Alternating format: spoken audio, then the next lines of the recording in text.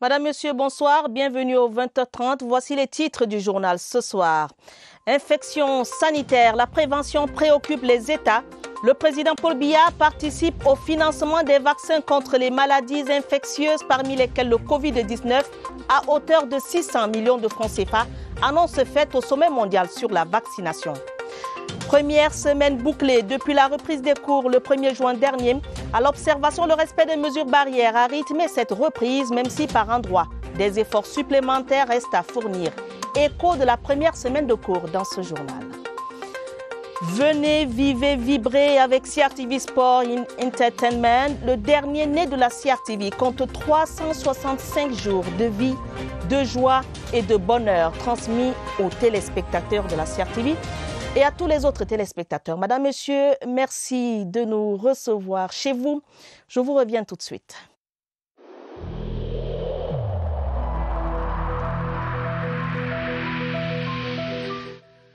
Le port du masque dans l'espace public restera obligatoire jusqu'à nouvel ordre.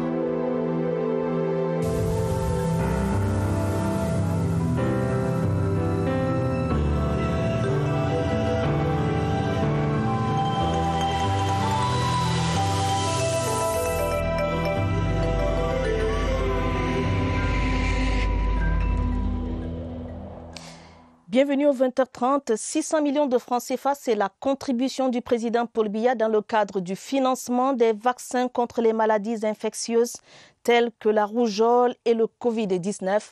L'Alliance globale pour le vaccin et l'immunisation tenait les 3 et 4 juin dernier le sommet mondial sur la vaccination. Le chef de l'État y était représenté par le ministre Paul Elunche, secrétaire général adjoint de la présidence de la République. Plus de précisions avec William Badi. À l'initiative de l'Alliance globale pour le vaccin et l'immunisation créée il y a une vingtaine d'années, le Cameroun prenait part aux travaux du sommet mondial sur le vaccin tenu à Londres du 3 au 4 juin dernier. Les travaux de ce sommet en visioconférence et présidés par le Premier ministre britannique Boris Johnson avaient pour principal objectif la levée des fonds et contribuer au financement du vaccin contre les maladies infectieuses et éruptives extrêmement contagieuses comme la rougeole et le Covid-19. Le Cameroun est un des 68 pays qui bénéficient de ce programme de vaccination et je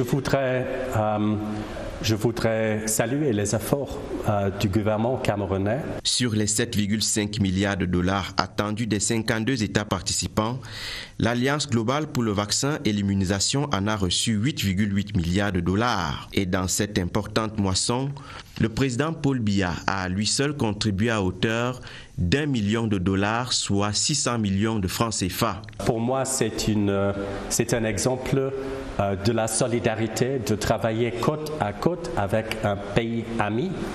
Au milieu des 35 chefs d'État et de gouvernement présents à ce sommet, le chef de l'État camerounais était représenté par le ministre Elum Polche, secrétaire général adjoint de la présidence de la République. Déjà une semaine depuis la reprise du 3e et dernier trimestre de l'année scolaire, les établissements scolaires ont rouvert leurs portes après 11 semaines d'arrêt. Au primaire comme au secondaire, le corps enseignant appuyé par les forces de sécurité fait respecter les mesures barrières, une reprise encadrée par un protocole strict édicté par le gouvernement. Distanciation physique, port de masque, lavage de mains, éclatement des effectifs, reprise et respect des mesures barrières avec Joël Igor Abanda. Collège adventiste de Yaoundé, il est 10h dans cette salle de classe de 3e allemand. Les élèves font des révisions du cours d'allemand. Chaque élève est assis à sa place avec son masque de protection. Ici, le nombre d'élèves par classe a été réduit à 24, tant dans les classes de 3e, première que les classes de terminale. Depuis la reprise des cours, pas de cas de Covid-19 dans ce collège. Nous pensons que nous devons aider le gouvernement à lutter contre cette maladie. Non loin de là, à l'école primaire Maranatha, les élèves qui présentent l'OCEP cette année sont à jour avec leur programme. Il peut se trouver là que certaines leçons n'aient pas été abordées. Nous trouvons l'occasion à ce moment de revenir en insistant sur ce qui doit être fait le jour de l'examen. Ici au lycée bilingue d'Essos, la première semaine des cours se déroule sans problème. Pas de cas suspects de malades. Le respect des mesures barrières contre le coronavirus est assuré par l'administration de l'établissement. Nous sommes encore en train de progresser avec la révision. Nous comptons achever ça d'ici la semaine prochaine. À la fin de cette première semaine des cours comptant pour le troisième trimestre de l'année scolaire 2019-2020, dans les établissements scolaires de la ville de Yaoundé, les mesures barrières sont respectées à la lettre. Et les responsables d'établissements rassurent que leurs élèves sont prêts à affronter les différentes épreuves aux examens officiels cette année. Dans l'enseignement supérieur également, on peut faire une première évaluation après la première semaine de reprise suite à 11 semaines d'hibernation à raison de la propagation du coronavirus.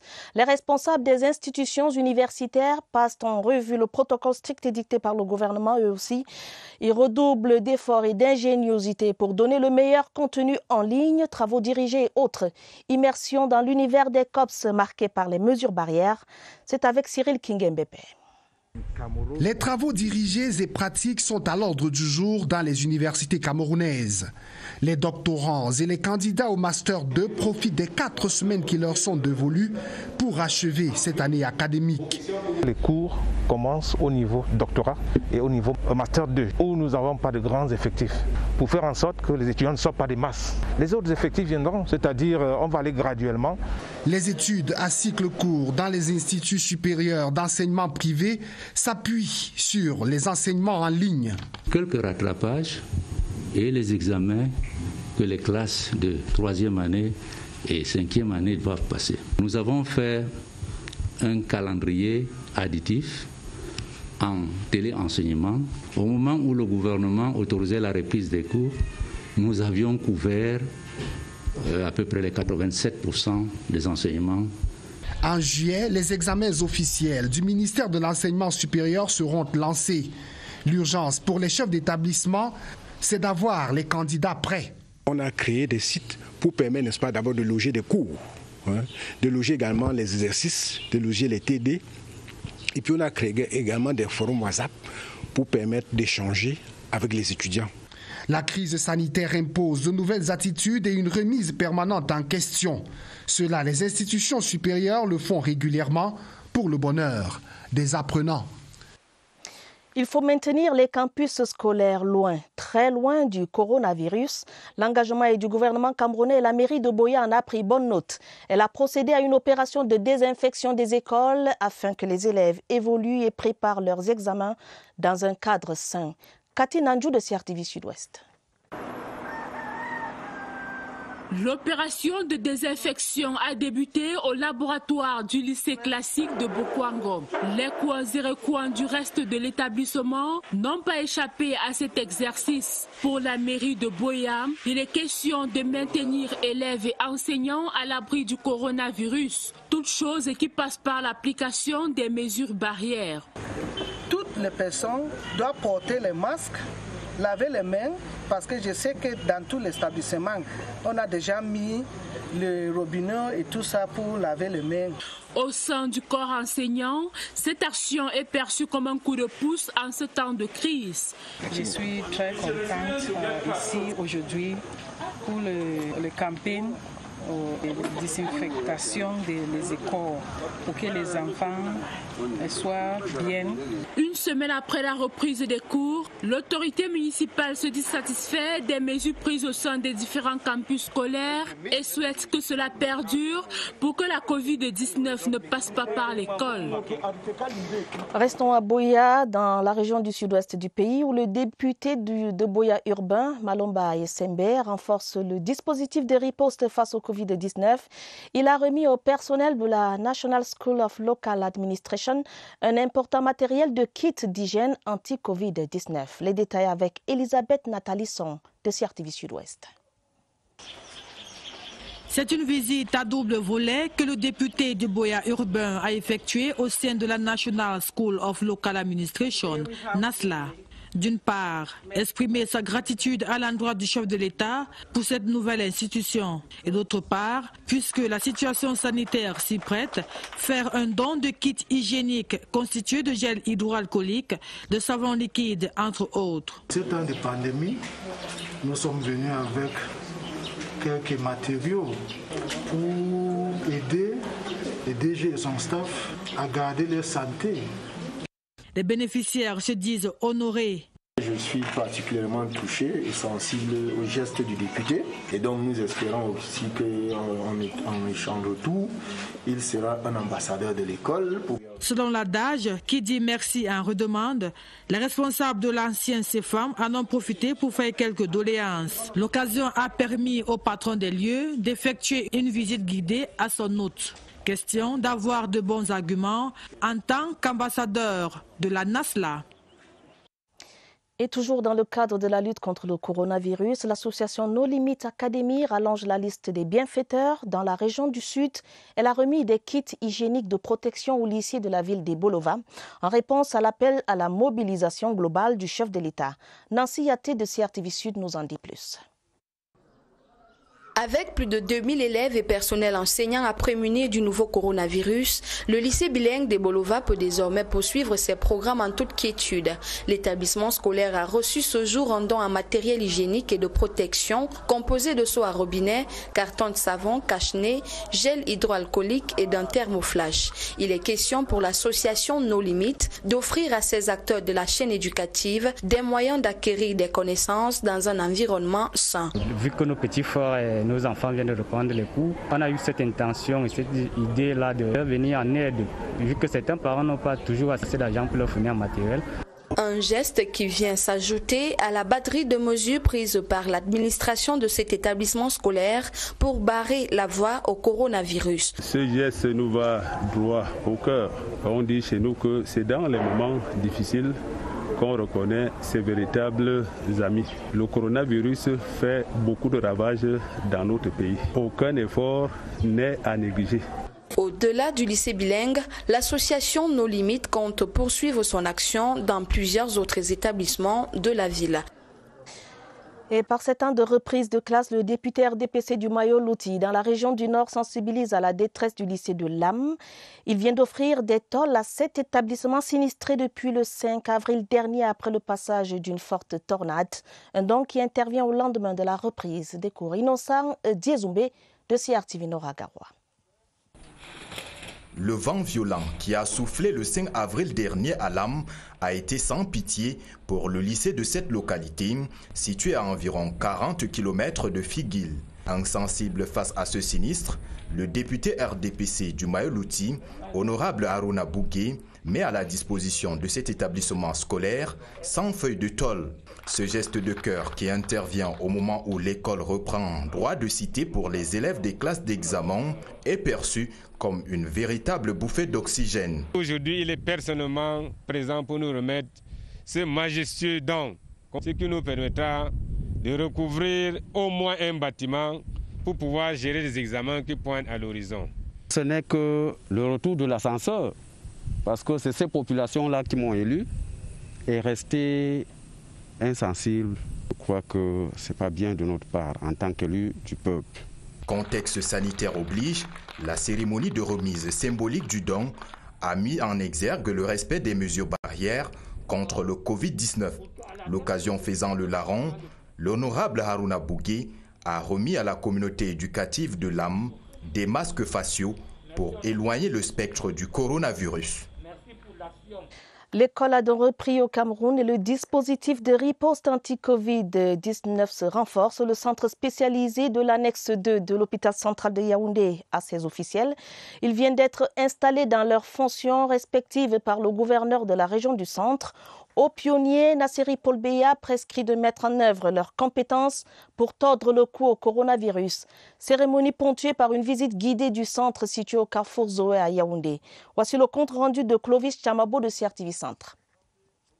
Une bâtisse neuve à 3 niveaux mise à contribution pour tuer le coronavirus dans la région du centre. Chaque palier ayant un système de surveillance avec possibilité de communication avec les patients par interphone et micro. 320 lits sont prévus ici avec respect de la distanciation physique. Les équipements techniques rassurent. Une centrale d'oxygène, un service de réanimation, une imagerie, un laboratoire et une chambre froide en cas de décès. À noter également plusieurs bureaux administratifs. Le centre spécialisé de l'annexe 2 de l'hôpital central de Yaoundé est prêt à accueillir les potentiels malades du Covid-19. Les principaux responsables sont immédiatement installés et investis de la lourde charge de sauver les patients. Les recommandations, c'est de recevoir, d'accueillir les malades de Covid-19 et les donner les souris. Pour ce faire, il doit donc collaborer, donner toutes les informations et travailler en étroite collaboration avec le directeur de l'hôpital central.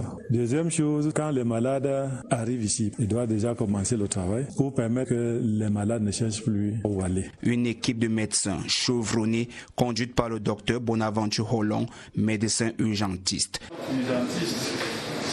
D'un centre spécialisé dans la prise en charge à un autre, celui de Yassa Douala est opérationnel et a reçu ses premiers patients. Le bâtiment qui respire la propreté présage la bonne qualité de la riposte anti-Covid-19. Aboubakar Abo de CRTV Littoral a le temps d'une journée enfilé la blouse aux côtés du chef du dit centre de prise en charge. Voici son reportage. Spécial, c'est le mot pour décrire autant la mesure que le centre de prise en charge des patients atteints de Covid-19. Nous sommes à Yassa, à l'entrée est de la ville de Douala.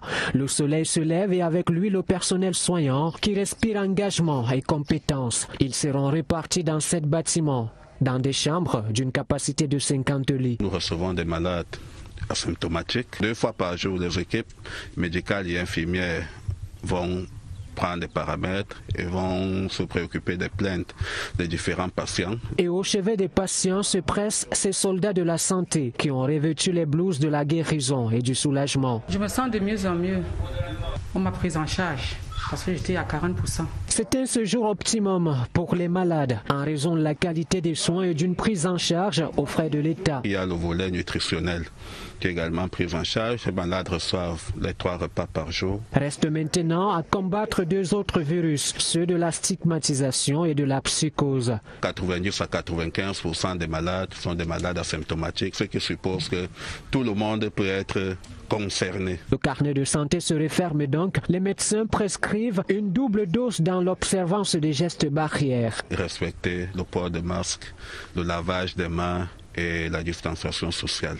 Il faudrait plus qu'une journée pour dire merci à ces soldats de la santé qui mettent leur vie au service de la vie des autres.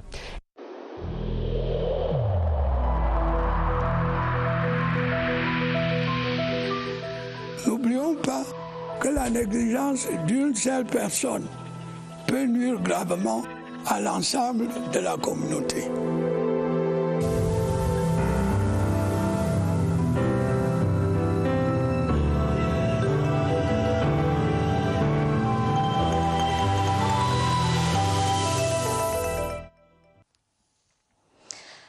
Lutte anti-Covid et développement communautaire, eh bien la municipalité de Bourha, dans le Mayo-Tchanaga, région de l'extrême nord, joue sa partition. Elle vient de mettre à la disposition des élèves de cet arrondissement des tables-bancs. La mairie a également doté les établissements de kits anti-Covid-19. Faisons le point avec Alexis Guidiartouan de CRTV Extrême Nord. La protection sanitaire des élèves des classes d'examen par ces temps de reprise des cours est une affaire de tous. Une assertion bien comprise par la commune de Bourha dans le Mayo-Tchanaga. Nous voudrons que nos élèves bénéficient de cela afin qu'ils puissent barrer la voie à cette pandémie.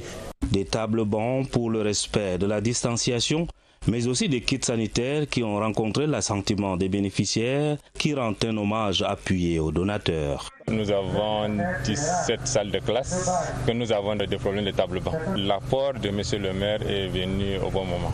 Les parents sont pauvres, ils n'arrivent pas à fournir ces matériels qui vont nous protéger par ces virus. On dit merci à monsieur le maire. La période est assez délicate. Il faut une gestion parcimonieuse pour un succès au bout de la ligne. Je demande à tous les chefs d'établissement d'utiliser ce matériel qui leur a été offert dans le strict respect de la lutte contre la propagation du Covid-19. Bien que partageant des frontières avec le Nigeria, Bourha est encore exempte du coronavirus. Il faut donc œuvrer pour le maintien de ce statut. Restons dans la région de l'extrême nord pour signaler que l'appel à l'union sacrée du président de la République contre la pandémie du Covid-19 est suivi par des parlementaires dans le Mayo-Sava. Ils viennent de faire don de kits hygiéniques et autres matériels pour contrer la propagation du virus aux établissements scolaires, administrations et autres chefferies traditionnelles. Malmoussa le Doublès.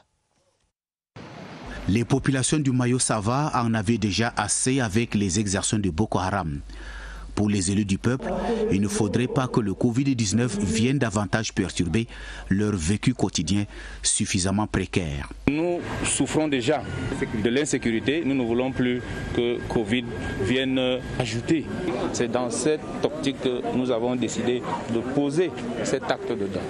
Ce don a été accueilli à deux mains par toute la communauté éducative qui a renoué avec l'ambiance des classes depuis le 1er juin 2020. Avec cet appui significatif des kits hygiéniques, nous allons renforcer la protection, prodiguer davantage de conseils aux enseignants, aux élèves. Les actions de prévention ne doivent pas connaître de relâchement dans le département du Mayo-Sava. La lutte contre le coronavirus n'est pas encore finie, elle continue. Il est question que nous tous nous mettions ensemble et que nous barrions la voie à cette pandémie. Le département du Mayo-Sava, jusqu'à-là épargné par la pandémie, a pris toutes les précautions pour le demeurer. Venons-en à présent au point du jour. Rendons-nous tout de suite au centre des opérations des urgences de santé publique de Messa à Yaoundé. Franck Evina, notre reporter, nous y attend. Franck, bonsoir. Quelles sont les nouvelles ce soir ?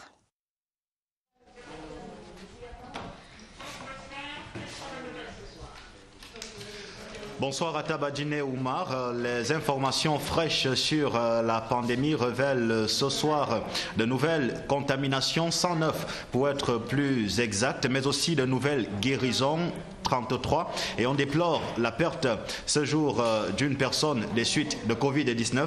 Ça, ce sont les chiffres révélés par le point de presse quotidien sur la maladie, mais il n'y avait pas que ça. C'était un point de presse aussi rétrospectif qui a permis de réviser l'action des pouvoirs publics à partir de l'apparition du premier cas de Covid confirmé au Cameroun jusqu'à ce moment où nous sommes déjà dans la phase des contaminations communautaires. On a revisité l'action de riposte menée par les pouvoirs publics, la décentralisation de la lutte, l'intensification du testing, la création des centres de prise en charge spécialisés de la maladie. On a même parlé de l'élan de solidarité lancé par le chef de l'État, le fonds de solidarité du chef de l'État, qui aujourd'hui a déjà pu mobiliser plus d'1,687 milliard de francs CFA et de nombreuses donations matérielles. Atabadjine Oumar, avec notre invité de ce soir, nous allons continuer de parler comme hier de la prise en charge psychologique dans la riposte contre le coronavirus. Hier, nous allons parler de la stigmatisation. Ce soir, nous mettons un accent sur le stress. Aristaque Fotsomagno, bonsoir. Bonsoir, monsieur Evina. Vous êtes psychologue en service notamment dans l'unité de prise en charge de psychologique des patients Covid et même du personnel médical dans cette lutte contre le coronavirus. Exact. Je voudrais que nous soyons au même niveau de compréhension avec ceux qui nous regardent. Qu'est-ce que vous entendez par stress dans le traitement des affections psychologiques? Alors, le stress, c'est tout simplement une réaction d'adaptation de l'organisme face à son environnement. Face à son environnement, c'est forcément négatif? Non. En fonction du stress, nous avons deux façons de gérer. Il y a la façon positive et il y a la façon négative. Positivement, nous avons des activités ludiques, nous avons des activités récréatives. Négativement, nous avons la consommation des substances psychoactives, nous avons la consommation de l'alcool, de la cigarette. Ça sont des façons négatives de gérer son stress. Alors, pour les patients Covid+, comment peut se manifester le stress chez ces personnes? Alors, chez les patients Covid+, le stress se manifeste de deux façons. Déjà sur le plan psychologique et sur le plan physiologique. Sur le plan psychologique, nous avons la peur, nous avons l'angoisse, nous avons aussi parfois des crises d'hystérie. Maintenant, sur le plan physiologique, bien sur le plan biologique, nous avons des gastrites. Il y a des patients qui développent le mal gastrique juste parce qu'ils stressent. Il y a d'autres qui ont des comorbidités, par exemple, ceux qui ont de l'hypertension artérielle et du diabète. Le facteur stress vient empirer la situation qui peut conduire à la mort. Dans votre unité de prise en charge psychologique, vous vous occupez également du personnel soignant. Oui. Comment vous gérez ces personnes-là? Je voudrais déjà dire qu'au-delà du personnel soignant et des malades Covid, on a aussi la population. Il ne faudrait pas oublier le stress de ce côté-là. C'est pour ça que nous faisons aussi des sensibilisations. Maintenant, le personnel soignant, il est évident qu'il soit stressé. Pour gérer le stress, nous avons deux activités que nous menons, des briefings et des débriefings. Durant les séances de briefing, nous enseignons au personnel soignant les premiers secours psychologiques, c'est-à-dire comment aider la personne en face de soi rapidement. Nous leur enseignons aussi la notion sur la confidentialité, parce que nous savons que pour éviter justement la stigmatisation de la part de la population, il y a un souci de confidentialité. Et aussi nous les enseignons le self-care, parce que pour pouvoir procurer des soins à un patient, il faudrait que l'on soit d'abord bien en soi. Et le self-care justement est la partie la plus importante pour la personne soignante. Et nous avons aussi des séances de débriefing. Le débriefing, c'est simplement une séance de verbalisation au cours de laquelle on laisse le personnel s'exprimer. On laisse le personnel extérioriser tous les ressentis, tout ce qu'il a accumulé. Parce que vous savez, le simple fait de parler, comme quelqu'un l'a dit, la parole libère. Donc le simple fait de parler, ils se sentent déjà apaisés. Et durant ces séances de débriefing aussi, nous proposons des petites séances de relaxation. Nous avons peut-être des chorégraphies que nous proposons, des chants, de la musique, donc ça dépend du contexte. Alors, ça c'est pour le personnel médical et certaines personnes qui ne font pas la maladie. Et vous précisez qu'on n'a pas besoin de médicaments pour gérer son stress. Oui, déjà, le stress se gère d'abord personnellement. C'est pour ça qu'on a parlé de self-care. Il y a ce qu'on appelle le self-care. Il faut savoir prendre soin de soi-même, prendre soin de son esprit. Parce que au-delà de la prise en charge clinique, la prise en charge psychologique est primordiale. Vous pouvez prendre des médicaments, suivre un traitement et ne pas réagir au traitement juste parce que psychologiquement, vous n'êtes pas stable, vous n'êtes pas prêt. Donc le tout, c'est d'abord d'accepter et puis de développer des mécanismes, se dire, ok, nous sommes dans la situation, qu'est-ce qu'il faut faire, comment il faut réagir. Donc d'abord se préparer psychologiquement avant d'amorcer le plan clinique. Merci à vous, Aristak Magne Fosso. Merci. Je rappelle que vous êtes psychologue. Merci d'avoir répondu aux questions de la CRTV. Et je rappelle qu'à propos du stress, justement, le docteur Laure Mengene, qui est le chef de l'unité dont vous faites partie, avait rappelé ici, en direct du 20h30, que le stress affaiblit le système immunitaire. Et donc, ce n'est pas du tout bon pour les patients Covid+. Ataba Djiné Oumar, avant de vous retourner l'antenne là-bas en baladeur, je vous rappelle les chiffres du jour. Il y a eu 109 nouvelles contaminations de Covid-19 enregistrées ce jour au Cameroun, 33 nouvelles guérisons et un décès des suites de cette pandémie. À vous, baladeur. Merci Franck. Kevina, merci à vous et à votre invité pour toutes les informations concernant le stress, concernant la prise en charge psychologique qui doit d'ailleurs s'étendre pas seulement au personnel de santé mais à tout le monde. Et cette solidarité agissante dans la lutte anti-Covid-19, l'association Jeunesse Active pour l'émergence du Cameroun à l'horizon 2035, aux côtés des élèves du Mungo, des masques de protection ont été distribués dans les différents arrondissements et spécialement aux élèves déplacés internes. Léon Bertrand Tanifo de CRTV Littoral. Ils sont désormais tous parés pour relever les défis qui sont actuellement les leurs. Affronter sereinement les examens officiels de fin d'année, mais surtout combattre efficacement le coronavirus. Et dans cette bataille pour la vie, l'AJAPEC 2035, entendue Association Jeunesse Active pour l'émergence du Cameroun, entend jouer le rôle d'accompagnateur et de protecteur. 5000 masques pour les établissements scolaires de 5 arrondissements du Mungu. Et ce n'est qu'un début. Nous sommes à leur côté et nous les encourageons à retourner à l'école, de ne pas avoir peur, et nous pensons que nous avons besoin de ces jeunes pour faire le Cameroun de demain. Particulièrement reconnaissant les établissements accueillant les élèves déplacés internes. Le lycée bilingue de Konsamba, par exemple, en enregistre 748, parmi lesquels environ 350 sont inscrits aux examens officiels. Nous disons merci pour ces masques qui vont vraiment nous aider à mieux nous protéger pendant cette pandémie du Covid-19. Cela nous permettra de combattre cette pandémie et de booster également les élèves qui les ont reçus. L'association Jeunesse Active pour l'émergence du Cameroun à l'horizon 2035 investit ainsi le domaine social. L'émergence du Cameroun étant tributaire d'une jeunesse bien formée, entreprenante, mais surtout en bonne santé. Des élites du département de la Léquié font front commun contre le coronavirus, une synergie des forces qui a abouti à la remise d'un important don de kits anti-Covid-19 ainsi que des denrées alimentaires. La caravane de charité conduite par le ministre Benoît Ndong Soumet était à Monatélé. Voici les précisions de Franck Evina. À chaque mairie, sa part de dons. L'événement célèbre un geste du cœur sur fond d'union sacrée d'un groupe d'élite de la Léquié mené par le ministre Benoît Ndong Soumet et déterminé à fournir aux populations du département les armes qu'il faut contre le coronavirus. Entre autres, 90 000 masques, 9 000 gels hydroalcooliques, 3 000 cartons de savon, des atomiseurs, des cubiténaires lave-mains, mais aussi des denrées alimentaires. Un arsenal qui tombe à pic dans les 9 communes de la Léquié. Ce don vient au bon moment où les mairies sont plus que jamais sollicitées par les directeurs d'école. 290 millions de francs CFA mobilisés pour cet acte de générosité. Les dignitaires religieux bénissent ceux qui pensent aux démunis. L'autorité administrative salue une réponse à l'élan de solidarité lancé par le chef de l'État.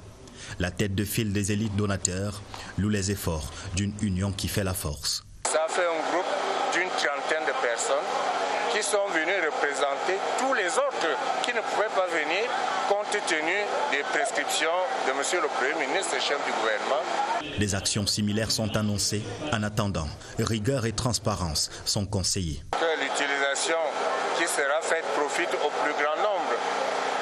Monatélé, Evrodoula, Obala, Sa et les autres communes de la Léquié avancent ainsi, armes au poing, sur le front anti-Covid-19.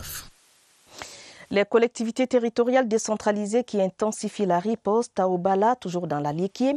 La municipalité vient de mettre à la disposition des établissements scolaires de l'arrondissement d'Obala des kits de protection et des denrées alimentaires à la population locale.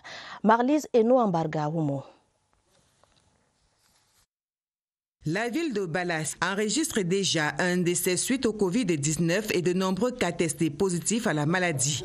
Pour endiguer la contamination, l'exécutif communal multiplie des dons de matériel de protection. Ce vendredi, responsables d'établissements, chefs des communautés et autorités traditionnelles ont reçu un autre don de la mairie, soutenu ici par l'élite, conduite par le ministre Benoît Ndong Soumet.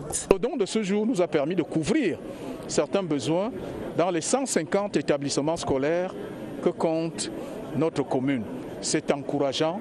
1540 flacons de gel hydroalcoolique, 18 750 masques de protection, 750 cartons de savon, entre autres.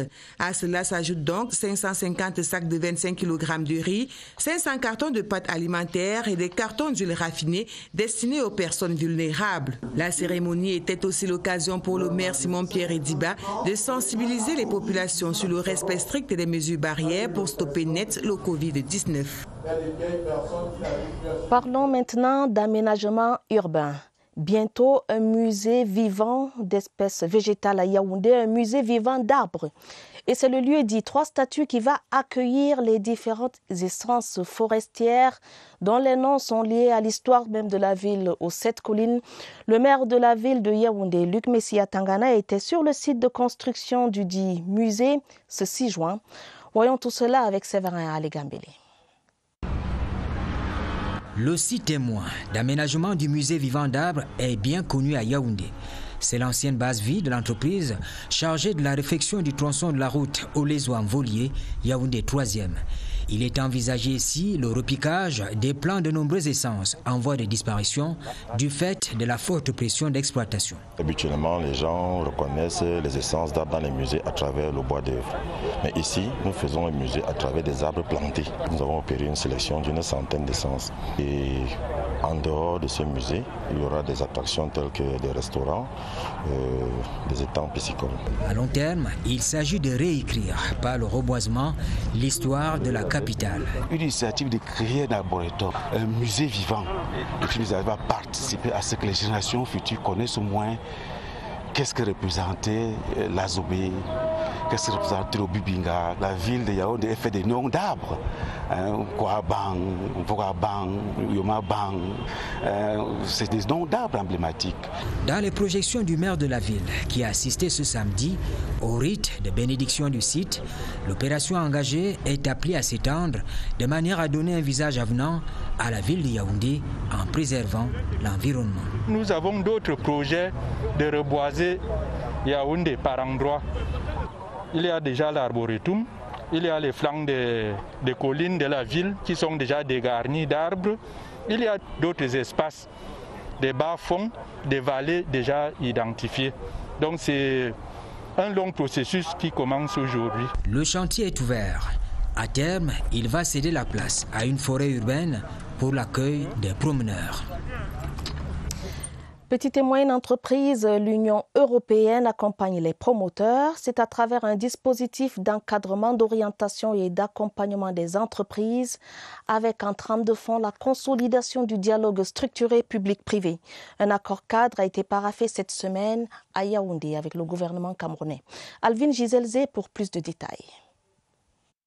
Pour les PME camerounaises, la volonté seule ne suffit plus pour garder ou tout au moins conserver les parts de marché dans l'univers des accords de partenariat économique. C'est désormais un impératif, il faut être à jour, s'arriver au nouvel environnement économique au caractère innovant. La plupart des PME au Cameroun, malheureusement, sont financés sur fonds propres. L'accès au financement constitue la principale difficulté. L'Union européenne a donc voulu accompagner le Cameroun par le biais d'un mécanisme appelé dispositif d'appui à la compétitivité du Cameroun, doté d'un fonds de 10 millions d'euros. Nous avions donc à valider les études préliminaires qui ont été faites. Nous avons pu valider et préciser certaines orientations qui ont été retenues. L'Union européenne dote les entreprises d'un instrument d'accompagnement pour mieux se mouvoir dans cet environnement des marchés libéralisés. C'est vraiment le Cameroun entier qui va être embarqué et il y a des fonds qui sont dédiés pour soutenir les entreprises à se relever. Le programme est structuré en 3 composantes, l'appui aux entreprises, aux organisations intermédiaires, le climat des affaires et l'appui au dialogue public-privé. Le dispositif d'appui à la compétitivité du Cameroun, présenté ce jour à Yaoundé, permet de fédérer les entreprises et de consolider le tissu économique. Le comité de pilotage devra veiller à la mise en œuvre du chronogramme d'action issu de ce premier conclave. Il faut éviter les incidents au niveau des frontières. La diplomatie de proximité se met donc en branle dans la région du Sud. Le gouverneur Félix Ngelengele a présidé hier vendredi une réunion à Kiossi. C'était à la demande de son homologue équato-guinéen de la province du Kientem, Justo Javier Ndong Ngonom. Les 2 hommes ont instruit davantage de collaboration entre les autorités locales pour faire régner l'ordre et la sécurité le long de la frontière. Les détails avec Charles Abosoloba de CRTV Sud. À la zone des trois frontières, Cameroun, Gabon, Guinée équatoriale, les citoyens des trois pays se côtoient au quotidien sans une idée exacte des limites territoriales. Une situation à l'origine de nombreuses incompréhensions et tensions autour des terres cultivables. La séance de travail entre le gouverneur de la région du Sud, Félix Ngelengele, son homologue du Kientem, Rousto Rabiando Ingono, et leurs différents états-majors visait à limiter ces incidents. Personne localement n'a une idée précise de la frontière, mais nos experts de part et d'autre sauront trouver une solution à cette affaire. Nous avons recommandé que les autorités de proximité puissent l'expliquer aux populations qui ont une mauvaise perception de la frontière. Les limites territoriales entre le Cameroun et son voisin équato-guinéen restent traditionnelles. Pendant près de 2 heures, Félix Ngelengele et son homologue du Kientem ont fait le tour de la question afin de trouver des solutions pour maintenir la paix et l'harmonie en attendant le tracé définitif de la frontière. Mon sous-préfet Abidjan, le sous-préfet de Kiosi, doit s'entendre avec le chef de quartier pour écouter la réalité de cette situation. Au cours de cette rencontre, il a également été question de mutualiser les forces pour la lutte contre le coronavirus. Ceci en identifiant et en surveillant les nombreuses pistes de contournement entre les deux pays où les populations circulent sans aucune mesure de précaution. Dans le domaine de la promotion de la femme et de la famille, le ministère éponyme passe au scanner les efforts dans la perspective de l'autonomisation de la gente féminine. C'est à la faveur de la visite d'inspection du professeur Marie-Thérèse Abenaoundoa dans 2 centres de prise en charge et d'encadrement de la femme dans les arrondissements de Yaoundé 5 et 6. Les détails avec Christelle Fouda. De ragoûtantes effluves en signe de bienvenue. C'est l'accueil réservé au professeur Marie-Thérèse Abenaoundoa au centre de promotion de la femme de Yaoundé 5. Au cœur de l'attention des apprenants ici, le cours de gastronomie dispensé par le chef Lavoisier. Ceci dans un cadre sain et respectueux des mesures barrières. Pour laver les mains, à l'entrée, nous avons 2 seaux. Et nos apprenants, entre eux, ils se surveillent d'abord. Si l'un est arrivé et n'a pas lavé, c'est eux-mêmes qui rappellent aux autres de laver. Pour visiteurs qui arrivent, c'est les apprenants eux-mêmes qui rappellent à ce visiteur de porter son masque. Dispositif également salué à Yaoundé 6 par la hiérarchie plus que jamais résolue à accorder un soutien substantiel. Les directeurs ont réaménagé les emplois du temps pour respecter la norme, surtout la distanciation sociale. Il y a aussi le port du masque qui est effectif et nous pouvons dire que nous sommes satisfaits. Des couturières ont été identifiées de tous bords pour qu'elles viennent participer à la confection de ces masques, moyennant quelque chose. C'est aussi une façon de leur venir en aide par ces périodes de crise. Les 200 apprenants en couture, décoration et autres ont 2 mois pour parfaire leur formation, laquelle devrait s'achever dans de bonnes conditions selon les souhaits du gouvernement. Lutte contre la grande criminalité, le directeur de la police judiciaire vient de mettre hors d'état de nuire un groupe de malfrats, des bandits spécialisés dans le braquage à main armée. Ils ont été présentés à la presse hier vendredi. Voici le récit avec Ibrahim Mohamed Abbassi. Ces 2 individus, âgés respectivement de 24 et 39 ans, ont fait du braquage à main armée dans la ville de Yaoundé leur profession. Les investigations menées par les éléments de la direction de la police judiciaire ont abouti à l'interpellation d'un suspect, le cerveau de gang, repris de justice, qui vient juste de bénéficier de la grâce présidentielle. Son exploitation a permis de mettre la main sur l'un de ses complices. Leur dernier forfait remonte au 19 mai 2020 au quartier Colbison avec un mode opératoire précis. Armés de fusils, des machettes, des gaz lacrymogènes. Ils ont donc tenu en respect les occupants. Ils ont emporté plusieurs effets, notamment 2 voitures de marque Toyota 26 et un pick-up Mitsubishi, 3 écrans plasma, des appareils électroménagers et une somme de 650 000 francs. Leur interpellation a permis de récupérer des armes de fabrication artisanale et plusieurs autres objets de valeur. Après exploitation, ces présumés criminels seront mis à la disposition de la justice afin de répondre de leur forfait. 99 jours pour le voleur, la suite vous la connaissez. Je vous le disais dans les titres du journal, 1 an déjà que CRTV Sport and Entertainment émet au Cameroun et partout ailleurs. Malgré la pandémie du coronavirus qui a imposé une célébration à minima, la première bougie de la chaîne de sport et de divertissement a été soufflée avec la promesse de faire encore mieux. Pour le personnel, par le personnel de la chaîne, Robert Badiek revient sur la célébration de cet anniversaire qui s'est déroulé ici même au centre de production de la CRTV en Baladeur. Un geste simple, mais ô combien symbolique. La coupure du gâteau du premier anniversaire de CRTV Sports and Entertainment pour célébrer une année inaugurale loin d'être parfaite, mais plutôt réussie.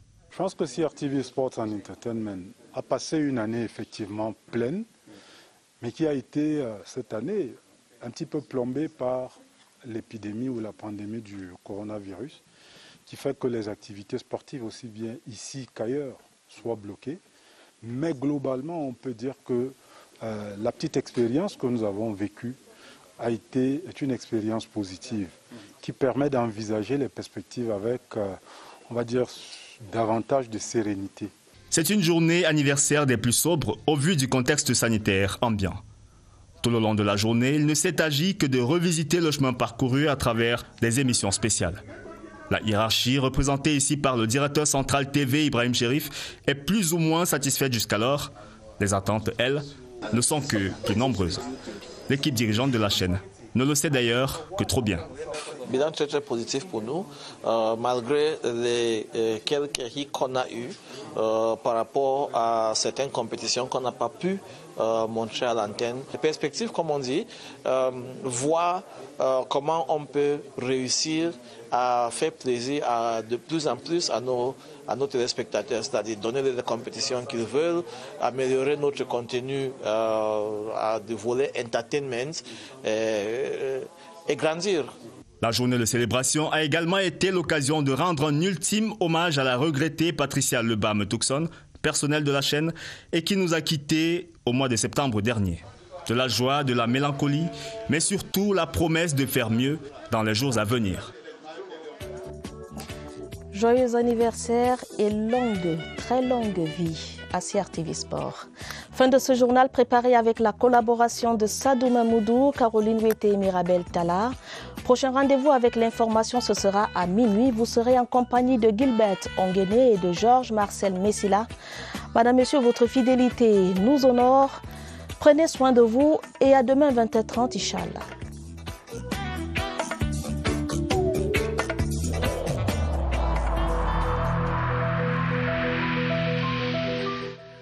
Il est essentiel que les mesures qui ont été indiquées soient absolument respectées par chacun de nous. Lavez-vous régulièrement les mains à l'eau et au savon ou à l'aide d'un gel hydroalcoolique. Restez à au moins 1 mètre de distance des autres personnes, surtout si elles toussent, éternuent ou ont de la fièvre. Si vous avez de la fièvre, de la toux ou des difficultés à respirer, consultez un médecin.